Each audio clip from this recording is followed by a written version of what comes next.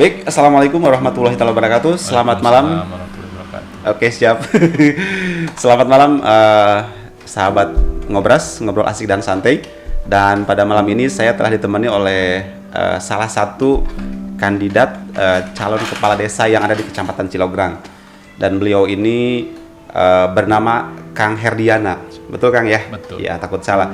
Dan Kang Herdiana ini adalah calon kepala desa dari Desa Cirende nomor urut nomor urut 1. Oke, sebelum kita ngobrol banyak, kita akan sapa-sapa dulu ya. Selamat malam, Kang. Selamat malam. Selamat malam juga. Terima kasih nih. Kami sudah diundang di Yasmi FM. Siap, terima kasih juga ya. Dan pada kesempatan ini nanti kita akan ngobrol banyak ya terkait seputar pencalonan lah tentunya ya. Kita tidak akan ngobrolin yang aneh-aneh lah ya. Harapannya adalah ketika ini kita rekod, publis dan bisa diakses oleh semua orang ya, khususnya orang Desa Cirende, dan nanti warga Cirende bisa melihat, menonton dan menilai, Kang ya. Mudah-mudahan dengan acara di-upload ke YouTube dan sebagainya bisa lebih inilah, artisnya lebih terbuka, lebih apa adanya gitu ya. Beda sama kampanye di atas panggung sok dalam tanda kutip dibuat-buat gitu ya. Oke, dan sebelum lanjut saya akan sedikit sampaikan profil terkait Kang Herdi ini. Beliau itu mempunyai nama lengkap Herdiana. Iya ya. Hanya itu saja. Hanya itu saja ya, Herdiana saja. Nyatu ya, Herdiana bukan Herdiana gitu ya. Kemudian beliau ini kelahiran Lebak tanggal 6 bulan 6 tahun 1987. Ya, jadi kalau sama saya lebih mudahan Kang Herdi lah ya. Dan kemudian beliau juga statusnya sudah beristri, 1 orang istri dengan 2 orang putri. Ya. Kemudian juga selain itu beliau mempunyai gelar akademik sarjana teknik ya. Beliau ini lulusan atau jebolan dari Universitas Ibnu Khaldun Bogor, dan informasinya nih ya, beliau ini sekarang sedang mengenyam pendidikan S2 di Penelitian Bogor di PB ya, jurusan Sosiologi Pedesaan. Sosiologi Pedesaan. Ini seriusan ya, berarti beliau memang benar-benar ingin jadi kepala desa. Oke, itu saja ya sekilas profil tentang tokoh kita malam ini ya, dan saya agak sedikit keringetan, nggak tahu nih. Beda aja auranya, aura positif. Amin. Amin ya, mudah-mudahan ya. Harapan yang terbaik lah ya Kang Herdi ya, dijodohkan jadi kepala desa ya, alhamdulillah. Kalau enggak pun mungkin memang belum saatnya gitu ya. Oke. Pada kesempatan ini ada beberapa hal yang ingin saya sentuh ya Kang Herdi terkait tentang kegiatan Pilkades di Desa Cirende. Berarti statusnya kalau boleh saya sedikit agak flashback ke belakang, Kang Herdi sekarang sudah status warga sipil ya? Warga sipil. Selesai ya. Berarti saya bukan sama Jaro, bukan. Tidak ada. Sama Kang Herdiana, orang Cirende. Kakak baru calon Ya. Dan beliau mengaku beraktivitas sebagai petani katanya. Berarti saya lagi ngobrol sama petani nih. Siap. Oke, Kang Herdi, yang poin yang pertama yang ingin saya singgung pada kesempatan ini adalah terkait tentang ada satu bidang ya di wilayah kita yang menurut saya sangat krusial sekali, sangat penting, dan ini PR buat semua calon kepala desa ya. Ketika Kang Herdi punya niatan ya untuk mencalonkan diri menjadi kepala desa periode 2021-2027, tentunya Kang Herdi sudah disiapkan dengan visi dan misi kan yang akan disampaikan ke masyarakat, sehingga masyarakat nanti bisa menilai apakah visi misi ini bisa diterima atau tidak.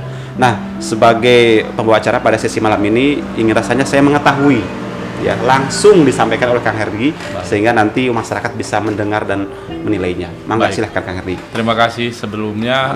Saya menyapa kepada seluruh warga masyarakat khususnya yang ada di Kecamatan Cilograng, wabil khusus yang ada di Desa Cirende, bahwa secara pribadi saya mengucapkan terima kasih yang sebesar-besarnya.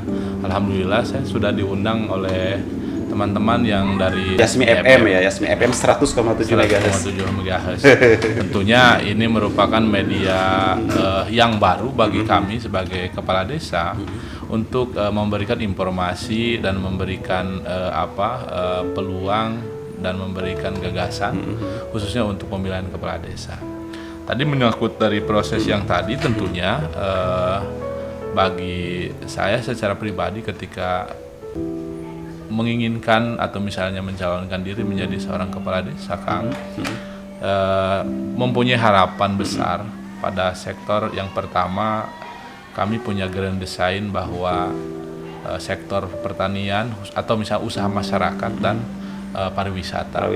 Jadi kebetulan Kang, alhamdulillah saya itu sudah 1 kali. Jadi kalau misalnya berbicara tentang grand design, yang pertama kita sudah dilaksanakan.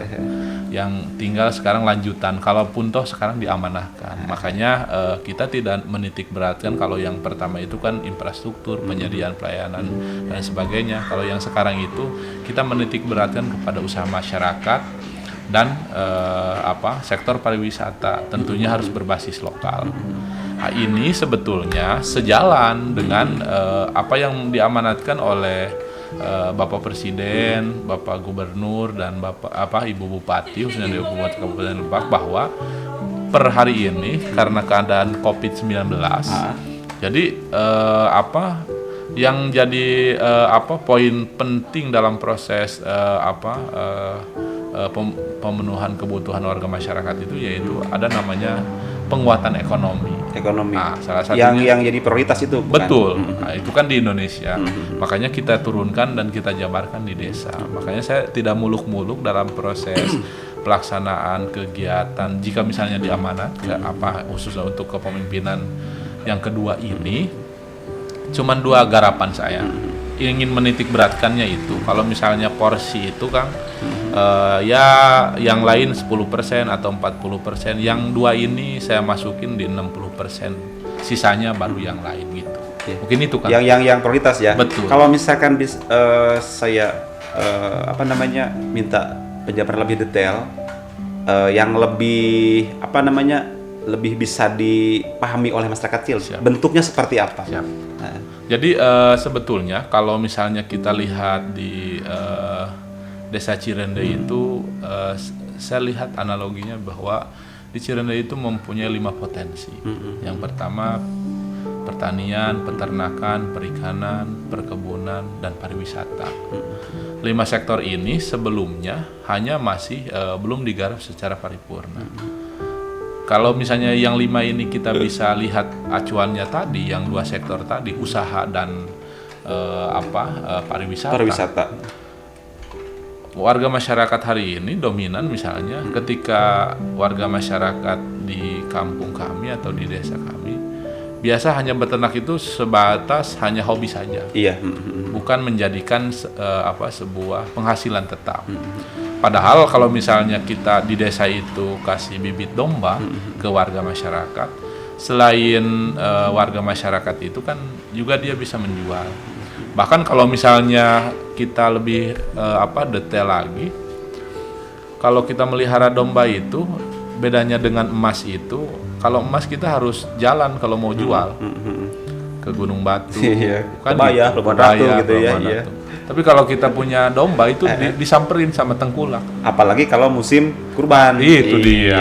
Makanya kan gitu. Artinya ini sejalan dengan sumber daya alam yang ada di Desa Cirende. Kenapa sejalannya? Ya tadi karena banyak sawah atau misalnya masih banyak rumput, potensinya ada. Ada itu, ya. Bang.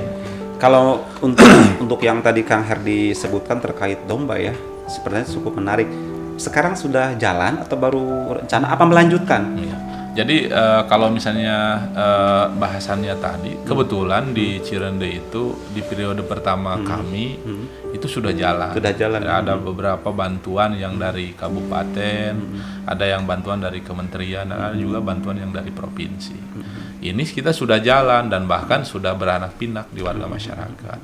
Hanya saja mungkin ke depan karena ini kan sifatnya masih belum menyeluruh di kalangan warga masyarakat. Paling tidak bisa melalui kewenangan desa, desa memberikan supporting, misalnya pemberian bibit domba. Untuk pengolahannya masih personal apa sudah ada kelompok Gapoktan atau sudah apa ada gitu? kelompok. Ada kelompok ya. Namanya apa kelompok? Kalau tertarinya kan Gapoktan gitu ya. Kalau di Cirende itu ada namanya kelompok Satwa Mandiri. Satwa Mandiri. Kelompok peternakan. Peternakan ya. Iya. Untuk pemasaran sendiri sejauh ini yang sudah berjalan ya. Seperti apa Kang Herdi? Kalau misalnya untuk pemasaran tentunya di Desa Cirende itu banyak orang yang datang langsung. Geus teu kudu dipromosikeun Terus beureum nya. teu kudu promosi. Pokoknya mah geus aya tinggal ngajual. Engke oge datang nyalira. Kalau soal urusan doma seperti itu ya. Iya, kira-kira itu. Pernah punya referensi ide itu muncul dari mana atau emang terbersit oleh kepikiran sendiri atau misalnya saya pernah merujuk ke daerah anu gitu sih. Jadi kalau misalnya kita berbicara tadi tentang peternak, tentunya tidak harus sejalan dengan visi tadi. Makanya ketika dulu itu bagaimana Cirende itu mempunyai sisi karakteristik warga dan desanya, salah satunya itu dengan potensi menggali sumber daya alam.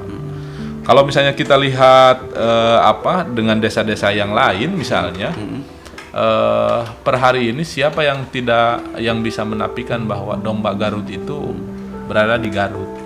Padahal peternakannya itu ada di Serang, misalnya ada di Cilograng, tapi tetap aja nama daerah itu ada. Dulu waktu saya kecil, Kang Herdi pernah SMP lah, SMP itu pernah ada program pemerintah yang dalam bentuk feedloting domba Garut ya, tapi itu hanya sesaat saja kemudian menghilang. Soalnya setahu saya itu saat itu ketika bantuan datang dikasih ke masyarakat, dombanya dijualan yang di Pancitan. Menemukan hal itu nggak di desa Cirende? Ya sebetulnya hal itu kalau di warga masyarakat kan sangat kompleks. Jadi cuman sejauh mana pengurusnya mampu menjaga nilai yang tadi. Bagaimana misalnya kita warga masyarakat itu diberikan edukasi bahwa nggak apa-apa anaknya boleh dijual. Anaknya ya. Tapi indukannya tidak boleh. Atau misalnya dibalut dalam satu peraturan khususnya di kelompok, misalnya di kelompok peternakan tadi dibalut dalam sebuah kan misalnya ketika misalnya dia udah beranak pinak dua misalkan atau misalnya tiga. Yang dua sama dia, ibunya sama anaknya satu itu dikasih ke kelompok gitu, untuk posisi pengembangan berikutnya gitu, sehingga kelompok itu dia punya itu kan salah satu sektor. Hanya salah satu sektor dari sektor pertanian saja. Baru satu sektor hanya ya? Satu saja. Baru kita lihat kan ada yang lain kan gitu. Makanya kita di desa di Cirende itu untuk kedepannya bagaimana caranya sektor pertanian itu bisa berdampingan dengan sektor pariwisata. Misalnya dulu atau misalnya per hari ini visi Ibu Bupati destinasi wisata baru unggulan khususnya di Kabupaten Lebak. Jadi kalau misalnya dulu itu salah satu penjabarannya sektor peternakan itu bisa berdampingan dengan sektor pariwisata. Kita analogikan misalnya begini, orang kota itu hanya dapat sate itu sampai sate saja. Tapi kalau misalnya orang main ke Cirende, misalnya taruhlah ke Pantai Citarate, karena misalnya kita kebetulan sedang lagi bikin destinasi wisata baru Kang gitu. Saya baru sedikit informasi nih. Lihat di sosmed. Oh gitu ya. Meskipun belum pernah kesana untuk yang baru itu ya. Siap. Iya. Jadi kebetulan kita ini lagi sekalian nih ya. Sekalian promosi gitu ya. Jadi kebetulan kita itu di Desa Cirende melalui POK Darwis, kelompok sadar wisata di desa sadar wisata Teratai, kelompoknya lagi mempunyai destinasi wisata baru yaitu Pantai Citarate. Jadi kita punya keinginan ke depan itu, bahkan hari ini warga itu atau misalnya pengunjung itu tidak hanya menikmati sektor wisatanya saja, tapi di sana ada wisata misalnya bagaimana caranya menanam padi, bagaimana misalnya membajak sawah, bagaimana misalnya di sana juga ada potensi peternakan itu misalnya kalau warga datang ke sana atau misalnya di kota itu hanya dapat dagingnya saja, tidak tahu bagaimana cara pemeliharaan, bagaimana misalnya cara memberikan pakan kan gitu. Nah, kalau di Cirende kita sediakan itu. Itu kalau dibalut dalam satu nama, kira-kira potensi wisata apa namanya itu Kang? Nah, jadi, apakah wisata terintegrasi atau apa namanya? Bisa saja. Jadi kalau misalnya hari ini kan yang bisa dijual itu khususnya teman-teman pengunjung itu yang 3 landscape tadi, misalnya masuk di unsur tiga landscape tadi. Yang pertama adalah laut, Laut. gunung dan lembah. Di Cirende itu ada itu. Nah, kebetulan di Pantai Citarate itu satu Pantai Citarate, di sana juga ada lagunanya, danaunya yang itu kita sediakan kano, beca air gitu kan gitu. Di sisi lain di sana juga ada sektor peternakan gitu. Yang kalau lihat ke atasnya itu ada gunung, walaupun gunungnya bukan segede gunung-gunung yang lain. Ya. Gitu. Dulu saya pernah lihat di YouTube ya, ada sebuah objek wisata yang pinggiran Jakarta lah ya, mungkin sekitaran Bogor atau daerah mana, Cianjur gitu ya. Jadi ada anak-anak PAUD yang berwisata ke sawah. Terus di daerah sawah itu ada juga kebun buah-buahan, strawberry. Iya. Yang mungkin lebih disediakan disebut dengan agrowisata gitu ya. Apakah mengarah ke sana konsepannya? Ya, salah satunya kebetulan background kami dan bahkan saya dulu itu dibesarkan oleh orang tua itu dari sektor pertanian. Jadi yang keduanya bahwa sumber daya alam di Cirende itu mendukung untuk itu. Salah satunya kita masuk ke sana. Misalnya begini, kalau pengunjung datang ke Cirende itu ke depannya, kalau misalnya hanya menikmati destinasi wisata, hanya sebatas posisi penikmat saja. Tapi bagaimana misalnya pengunjung itu kita ajak edukasinya. Iya. Kalau misalnya orang kota datang atau orang kota misalnya lihat padi itu sudah berbentuk bulir. Iya. Dia tidak tahu gabah itu seperti apa dan sebagainya. Atau misalnya kalau misalnya ini dia hanya tahu misalnya tanpa mengidentifikasi misalnya orang kota. Tapi memang kenyataan seperti itu. Karena raw materialnya ada di kampung. Makanya kita ingin memberikan edukasi juga kepada warga masyarakat, khususnya sektor pengunjung yang ada di Pantai Citarate ke depan, bahwa ketika masuk ke Cirende itu lengkap gitu. Tidak hanya dapat penikmat saja, tapi masuk ke Cirende itu bisa edukasinya. Edukasinya misalnya di sana ada bagaimana caranya pemeliharaan pembajakan padi, misalnya kan gitu, sawah dan sebagainya. Di sana juga ada sektor. Itu kira-kira memang rencananya kita masuk ke sana. Jadi agro wisata juga bisa. Untuk prosesnya sendiri sudah seberapa persen? Apa baru semacam grand design aja? Ya. Kalau untuk hal-hal yang tadi misalnya seperti perahu kano dan sebagainya itu sudah ada. Sudah ada ya.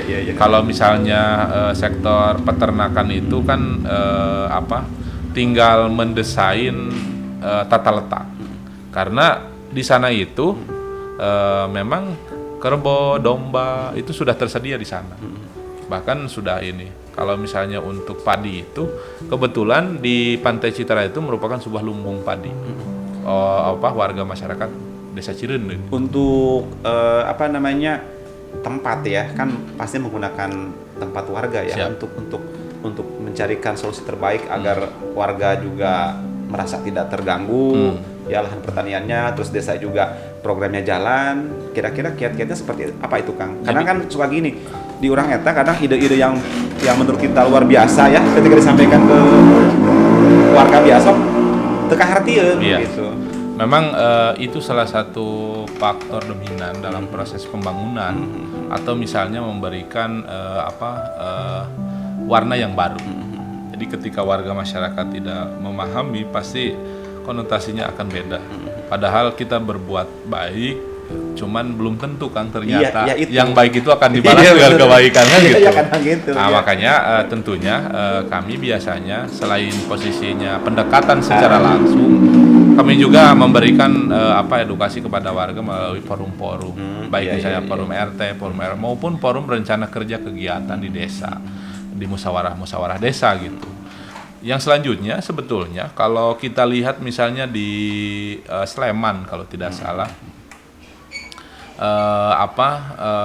warga juga dilibatkan dari proses sektor pariwisatanya. Kan misalnya di sana itu ketika ada warga ingin tahu atau misalnya pengunjung itu pingin paketnya itu ada misalnya paketnya bajak sawah, berarti kan harus hari bulan-bulan tertentu. Iya, musim bertani ya. Kan gitu. Nggak bisa dipaksakan musim kemarau kan. Ya, yang keduanya itu pasti yang megangnya itu petani tersebut yang ada di sana. Artinya ketika bisa dijadikan presentase. Iya. Selain dia membajak sawahnya dia untuk untuk bertani, tapi dia juga dapat income, misalnya dari berapa persen itu dari pengunjung misalnya kan gitu, karena dilibatkan dari proses sektor wisata gitu. Dan itu yang perlu diberikan edukasi ke pemilik lahan ya, Betul, biar betul tidak sekali. merasa terganggu aktivitasnya gitu. Betul. Oke, Kang Hardi, saya sebenarnya sudah beberapa punya catatan kecil itu ya untuk diutarakan, tapi kalau lihat gini kayaknya senepinya saja lah ya, seingatnya saja gitu, nggak usah Iya. dikonsep ya, karena ini dua sektor yang dibahas tadi cukup menarik dan ada beberapa poin yang menurut saya baru lah ya untuk wilayah daerah kita. Dan mudah-mudahan ini juga bisa, boleh nggak sih di-copy sama desa lain? Boleh. Ide-ide ini. Boleh, sangat ya, boleh. buat teman-teman calon kades di desa lain ya, kalau yang nonton acara ini, ide-ide Kang Heri ini boleh di copy gitu ya, karena kan potensi alam di kita kurang lebih sama lah ya. Betul, Kang Heri ya. seirisan. Iya, kayak misalkan Cibareno, Cireunde, Cilograng Siap. gitu ya. Terus Karena kalau punya pantai. yang nggak punya pantai kayak Cijengkol punya situ, Iya. Cikamuding punya situ, Bisa. Girimukti punya hutan gitu kan. Artinya sama saja sih. Terus gini Kang Heri, saya agak pindah sedikit ya Siap. ke tema yang tadi, cukup menarik sebenarnya. Cuman ada satu hal, kemarin malam saya ngobrol sama anak muda Gunung Batu. Sama sih ngobrolin terkait Pilkades ya, dan mereka muncul dan mencuat obrolan terkait dunia mereka, dunia anak muda, yaitu olahraga Kang Herdi. Saya beberapa kali lihat postingan dari teman-teman di Cireunde ya, yang ngangkat terkait kegiatan berbentuk olahraga, terutama sepak bola. Itu ada namanya Baraya Bujal atau apalah gitu ya. Dan itu beberapa pemainnya saya kenal gitu ya. Untuk bidang ini ada program khusus gak? Biar anak muda yang ngerasa tertarik di bidang itu ngerasa disentuh gitu Kang Herdi. Betul. Jadi memang pemuda itu sangat dominan, khususnya dari proses pemberdayaan masyarakat. Bahkan sebetulnya pemuda juga bisa menggerakkan, baik misalnya kelompok umur yang tua atau misalnya yang di bawahnya. Karena memang biasanya kelompok muda ini orangnya masih semangat, masih terus ingin mencari giat dan sebagainya. Tentunya sebetulnya di periode berikutnya itu kami ada namanya menjalin kerjasama antar lembaga. Di desa itu ada Karang Taruna, ada LPM, ada BPD, ada beberapa yang lain. Salah satunya bidang kerja itu sebetulnya dalam proses pembinaan itu ada namanya Karang Taruna. Kita maksimalkan di proses Karang Taruna. Kalau misalnya memang pemuda itu punya potensi dan punya keinginan dalam proses, misalnya sebetulnya kan pemuda itu tidak hanya main bola saja. Pemuda juga misalnya kreativitasnya banyak lain. Misalnya dia rajin atau misalnya ikut menggeluti animasi dan sebagainya. Iya, betul. Artinya betul. Desa bisa juga memfasilitasi. Yang keduanya sebetulnya di Cireunde itu sebetulnya sudah ada, baik misalnya fasilitas olahraga, misalnya kalau untuk lapang bola sudah ada, hanya saja memang proses pembinaan dalam tanda petik yang continue. Misalnya ada nggak pelatih misalnya untuk melatih pemuda itu, karena memang keterbatasan itu tadi manajerial. Tapi paling tidak saya menjawab itu dengan adanya kalau di desa kita membuat tim namanya CFC, Kang. CFC ya. CFC itu KFC itu dia kumpulan pemuda yang diambil dari setiap RT RW yang mempunyai bakat, itu disatukan ke dalam satu wadah yang namanya KFC. Jadi di Cireunde itu klubnya Cireunde Football Club. Nah, gitu. KFC itu. Makanya selanjutnya sebetulnya ke depannya karena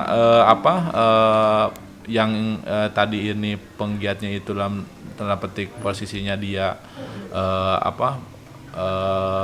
usianya muda atau misalnya cenderung misalnya masih sekolah, tentunya desa bisa mensupport nih. Kalau dia punya potensi untuk sekolah, bisa dimasukkan ke program pemerintah pusat tuh. Ada namanya Kartu Indonesia Kuliah misalnya, atau Kartu Indonesia Pintar. Itu masuk di desa bisa. Jadi ketika sudah masuk dari penjaringan, biar dia konsentrasi sekolah juga oke, dia juga pembinaan oke, gitu. Misalnya itu Kang, kita yang insya Allah ke depan ingin kita support masuk ke sana. Iya, biar kan Kang Herdi juga bisa dikatakan anak muda lah ya, Siap. gitu ya. Artinya kayaknya gampang ya masuk ke dunia mereka gitu. Bisa, Kita insya kagok Allah. lah gitu ya. Beda kan kalau misalkan kandidatnya udah senior, udah sepuh gitu kan, ketika cik batur teh lurah budakeun. Tapi kalau masih muda gini mah teu budakeun di. Betul, Kang. Malah anak-anak muda yang kabawa dewasa gitu pikirannya. Itu di dunia olahraga Kang ya. Terus juga karena juga tadi Kang Herdi menyinggung soal pendidikan ya, sekalian saja mumpung inget nih ya, nanti takut lupa. Saya pernah ngobrol dengan kepala sekolah SMK gitu ya. Kepala sekolah itu berharap banyak ketika lembaga pendidikan bersinergi dengan para kepala desa terkait angka putus sekolah Kang Herdi. Di kita kan SLTA banyak ya, ada SMK, ada SMA, ada aliyah gitu di. Tapi ternyata menurut survei Bapak Kepala Sekolah tadi Pak Ajis itu dari angkatan kemarin ya, 900 alumni SLTP MTS di Cilograng itu hanya 40% yang melanjutkan Kang Herdi. Dan mungkin pihak desa juga layak mencari tahu ya kendala apa yang dihadapi masyarakat dengan kondisi sekolah kan di Urang Aya.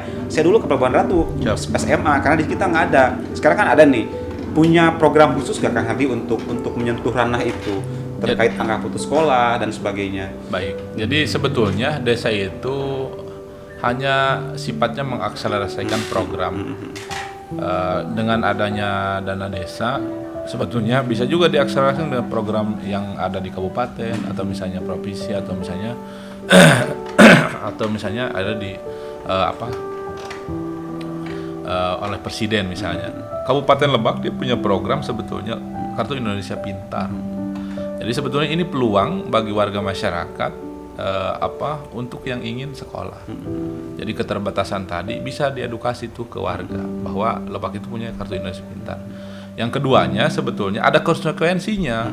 Jadi sebetulnya kalau misalnya Ibu Bupati itu tahu bahwa ada angka putus sekolah di satu desa itu, biasanya suka komentarnya pedas. Artinya sebetulnya desa juga punya kewajiban karena tadi ntar takutnya ditegur kan dengan program tadi Lebak Indonesia Kartu Indonesia Pintar atau misalnya Lebak Cerdas dan sebagainya. Makanya tentunya kami di desa biasa melakukan pendekatan ke keluarga, termasuk terakhir itu kami melakukan pendekatan ke keluarga. Alhamdulillah berhasil.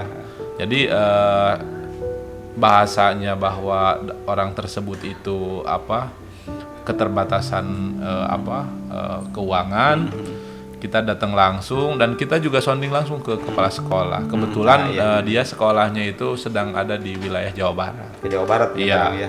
Tapi posisinya agak berdekatan dengan kita. Kita datang terus kita bilang bahwa ini, terus kita juga berikan supporting yang lainnya.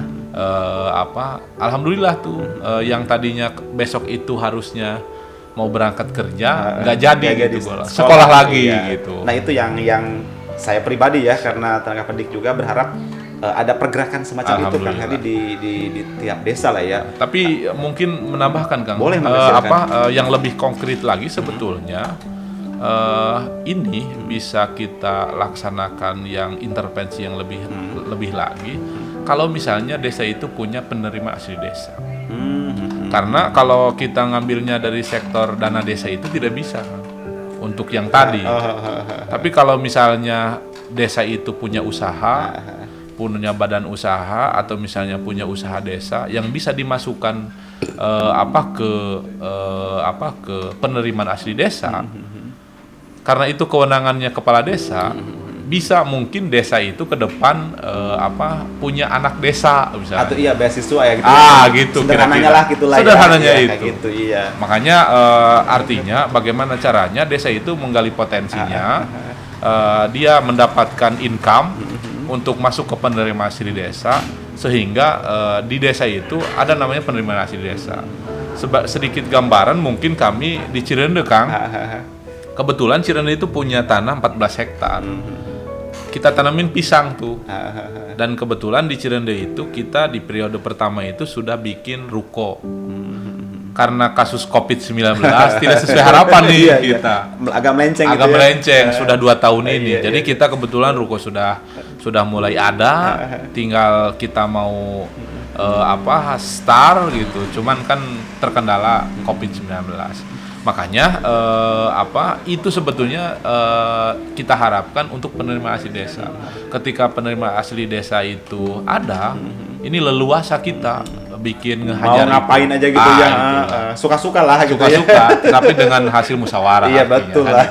Iyalah, soalnya kan bukan harta warisan. Siap, betul gitu. Oke, berharap sudah tidak mendengar lagi ada informasi dari masyarakat di desa kita.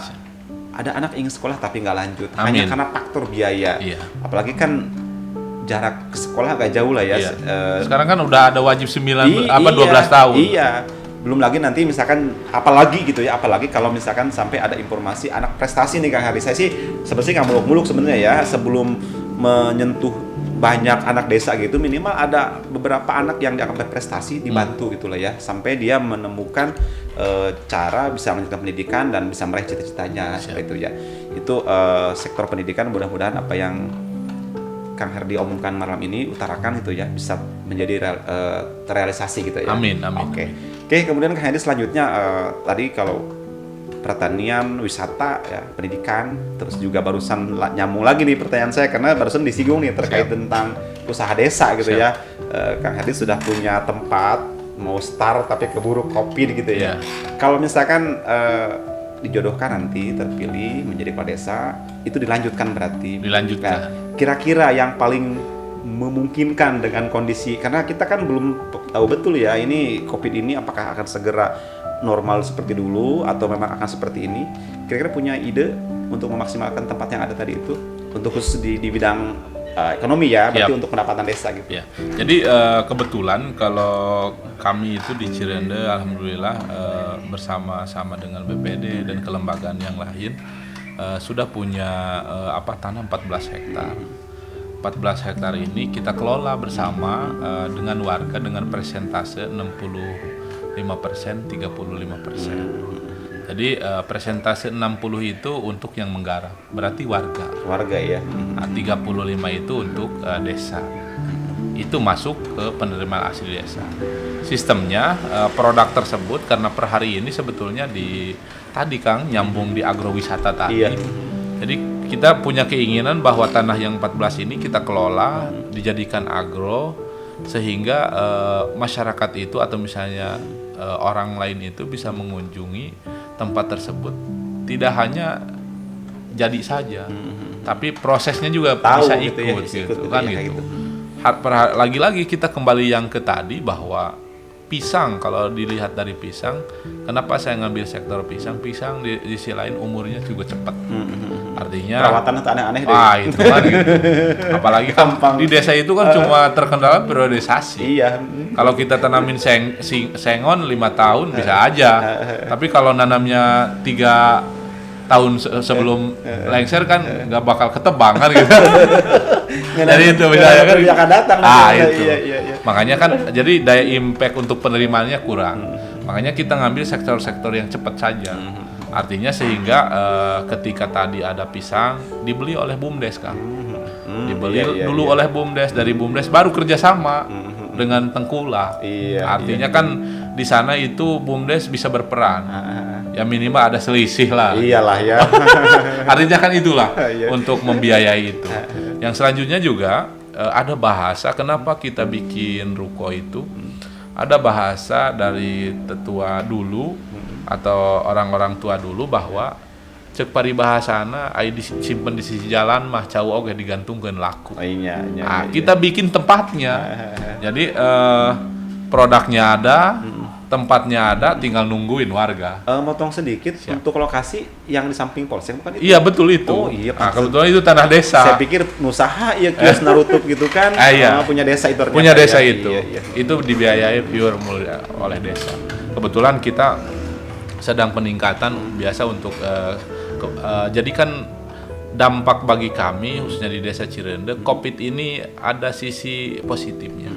Sisi positifnya kalau misalnya kita bangun sektor wisata, jangan pengunjung dulu karena pengunjung ketika akan banyak apa tanpa dibarengi oleh fasilitas, Iyalah. itu akan Cuman sekali babak doang. belur. Iya, dapat sekali Gitu dan kan, itu gitu. malas lagi Nah nanti. itu makanya ketika COVID ini ada, kita maksimalkan agar bagaimana posisi ketika setelah COVID ini selesai, fasilitas infrastruktur pendukungnya itu kita sudah ada. Boom gitu lah. Gitulah. Udah siap lah gitu. Jadi ya. kita tidak tidak dibilang asal-asalan gitu Kang. Iya iya iya. Mungkin Dan iya betul. Saya kemarin lihat postingan juga sih ya di Facebook, tahu Facebook siapa terkait wisata di Muara itu ya. Siap. Saya pikir dulu waktu sebelum ada postingan itu areknya naon nih gitu ya. Ternyata saya kan nggak tahu gitu ya. Ternyata luar biasa sekali idenya Betul. ya. Dan mudah-mudahan ini juga bisa mungkin ada beberapa warga yang bertanya areknya naon sih nu gitu. Nah ini jawabannya tadi itu ya. Siap. Mudah-mudahan bisa dipahami. Oke, Kang Heri, kemudian nih ada juga satu sektor yang tidak kalah pentingnya ya, yang menurut saya ingin saya sampaikan ke Kang Heri terkait bidang keagamaan nih Kang Heri ya. Karena saya pikir oke lah kalau calon bicara ekonomi, bisnis itu luar biasa, tapi jangan pernah sampai menyampingkan hal ini Kang Heri ya. Kalau boleh saya ingin tahu dan boleh bertanya, ada nggak sih di visi misi Kang Heri yang menyentuh bidang atau sektor keagamaan dan seperti apa? Baik, terima kasih kan. Sebetulnya agama ini memang saya pernah berpengalaman dulu ketika kebetulan ada seorang ustadz di Rangkas sana bertanya kepada saya, apa ini flashback ke belakang ya, pas waktu di periode pertama ditanya saya gini, Pak Jaro udah berbuat apa selama jadi kepala desa? Dengan bangganya dan rasa bodohnya saya udah bisa bikin jalan Ustadz, udah bisa bikin ini, saya udah bikin ini, kebetulan programnya udah ada ini dan sebagainya. Itu keadaan di Cirende. Tapi Ustadz itu bertanya kepada saya, itu biasa. Kan akhirnya saya kaget gitu. Kata orang ini luar biasa, kok kata Ustadz biasa gitu. Kata Ustadz bilangnya begini, yang luar biasa itu berapa jumlah penghafal Al-Quran di Cirende, berapa jumlah warga yang bisa baca Al-Quran. Artinya itu masuk menyentuh gitu secara saya pribadi. Makanya kami ke depan melalui kelembagaan tadi BPD MUI di desa bisa kita maksimalkan. Makanya di Cirende itu salah satu penerimaan asli di desa itu untuk memberikan honor guru ngaji. Itu dari periode pertama Kang. Sudah jalan berarti. Sudah jalan. Jadi dari dulu sampai hari ini honor guru ngaji itu dari penerima asli desa. Itu salah satu keberpihakan kami di desa bagaimana di Cirende itu bisa masuk sana. Yang keduanya di Cirende itu kalau dulu itu ada dari 10 desa itu ada 2 desa yang tidak ada pesantren. Salah satunya di Cirende. Kan saya jadi malu ya. Kan gitu. Makanya kita dorong nih di periode pertama. Alhamdulillah hari ini sudah ada pesantren. Kalaupun toh misalnya santrinya itu masih lokal. Artinya kan tapi sudah ada. Berarti sudah keluar dari 2 pesantren yang desa yang tidak ada pesantren. Berarti cuma satu lagi yang ada di Kecamatan Cilograng. Desa Cirende sudah keluar minimal itu. Sudah ada di Lebakone gitu Kang. Artinya itulah salah satu ininya sekalian kalau misalnya sebetulnya per hari ini desa lagi-lagi bisa mengakselerasikan program bahwa bupati itu punya program Maghrib mengaji. Iya. Kan tinggal kita support aja kan gitu. Artinya gitu. Iya. Jadi makanya desa itu hanya bisa mensupport yang tadi. Kalaupun toh misalnya bisa pasti dengan kewenangan desanya. Itu mungkin Kang kalau di Cirende ya. Iya. Nggak tahu kalau yang di yang lain ya. Iya. Oke, baik para sahabat Ngobras yang masih standby dan menonton ya sampai detik terakhir nih. Sepertinya kita akan sudahi saja obrolan kali ini ya. Dan tadi apa yang disampaikan oleh Kang Herdi mudah-mudahan bisa menginspirasi, dan itulah visi dan misi Kang Herdi sehingga pada periode ini diberi sentuhan hati atau keinginan untuk melanjutkan ke periode selanjutnya. Amin. Ya. Dan saya tertarik sekali dengan ada postingan siapa tuh kemarin di Sirian ya kalau nggak salah itu. Nek ngabakti, lagi nek babati. Saya kagum sekaligus tersenyum gitu Kang Herdi ya. Dan sebelum kita closing pada sesi kali ini saya ingin tahu Kang Herdi nomor urut berapa di Atau gini deh, untuk sesi terakhir Kang Herdi sebutin nama, terus nomor urut berapa, dan bukan kampanye sih, bukan. Ini mah biar pada tahu saja Iya. gitu ya. Baik, terima kasih Kang. Sebetulnya kami itu di Desa Cirende kebetulan oleh warga masyarakat masih diamanatkan untuk menjadi seorang bakal calon Kang. Bakal calon, iya. Kebetulan baru pas calon gitu. Dari bakal calon masuk ke calon, Calon, kan iya. gitu. Kebetulan per hari ini sebelum penetapan tanggal, mungkin ntar ke depannya kalau tidak diperpanjang tanggal 24 Oktober. Jadi kami itu masih di calon, kebetulan nama saya Herdiana. Kebetulan calon nomor urut 1. Ya. Benderanya warna biru Kang. Warna biru. Sesuai ini ya. Sesuai baju ini. Niat kayaknya apa enggak ya? Enggak lah, aja ini ya. Cuma kebetulan aja. kebetulan ya. aja Cuma kayaknya. bagi yang percaya kode alam katanya. Oke Kang Herdi, Bisa terima jadi. kasih banyak Terima ya kasih, mohon atas waktunya, dan buat sama Ngobras itu saja dulu pertemuan kita malam ini. Terima kasih banyak sudah nonton sampai ke sesi terakhir. Dan terakhir saya mohon maaf jika ada salah-salah kata. Saya Kang Andi dan Herdiana. mengucapkan terima kasih banyak, dan sampai ketemu di acara Ngobras sesi selanjutnya. Wassalamualaikum warahmatullahi wabarakatuh.